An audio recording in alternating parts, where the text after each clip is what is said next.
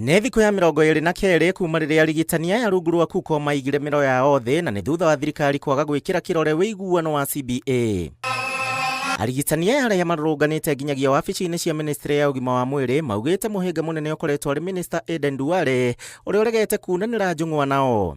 Maũndũ marĩa maratũrehe gũkũ na maũndũ marĩa maratũma arwaru makorwo makiumĩra mathibitarĩ-inĩ nĩ maũndũ matagĩrĩirwo gũkorwo mekuo nĩ tondũ nĩ twaiguithanĩirie ngirimiti ĩrĩa ĩtagwo CBA kũrĩ mweri wenana mwaka mũhetũku, na ĩna approvals cia arĩa othe magĩrĩirwo gũkorwo magĩkĩra kĩrore, no nĩgetha tũrĩkie no nginya CS witũ CS Duale akorwo agĩkĩra kĩrore, na ndakoretwo agĩka ũguo kuma mweri wa kenda mwaka mũhetũku. Kũringana na mũikarĩri gĩtĩ wa KUCO Peterson wa Cira thengia wa President William Ruto kwanĩrĩra arigitani a UHC mandĩkwo wĩra, gũtirĩ ũndũ ũrĩ wahanĩka, rĩu makiuga Duale nĩwe ũrahĩngĩca President. The CS even made it very clear that he doesn't want to sign a CBA for few people. He doesn't want to sign a CBA for few people that he has negotiated for since 8 years ago. Did he know that he was negotiating a CBA for 150 people? And that is very clear that it is an admission of a system that has failed. Oho arigitani kuma rũhonge rwa Global Fund na arĩa makoretwo rungu rwa KUCO marateta kwaga kwamũkĩra mũcara gwa kahinda ka makĩria ma mwaka ũmwe. No mũririkana hĩndĩ ĩrĩa mũrimũ wa mũkingo wokire gũkũ rĩ, TB nĩyo yakoretwo ĩkĩũraga andũ na njĩra nene mũno, na andũ aya makĩandĩkwo na magĩtũteithia mũno, andũ magĩkorwo matirakua.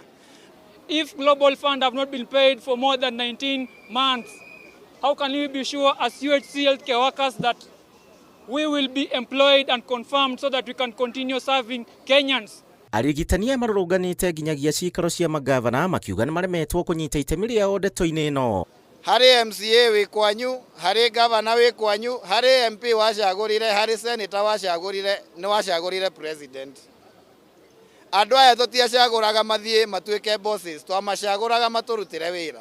Going to hospital, I've been told there's no doctors here. So by the time I've been going home, I've seen them here. I've come to ask you what's going on. There's some patients in hospitals, hakuna matibabu, mimi nashangaa, and I have this vitiligo. I went to visit my dermatologist, no doctors there. Maya makĩhanĩka nao madagĩtarĩ thibitarĩ cia mũingĩ kaunti-inĩ ya Nairobi nĩ mehĩtĩte gũthiĩ na mbere na mũgomo wao nginyagia thirikari ya kaunti ĩno ĩmarĩhe mbeca ciao.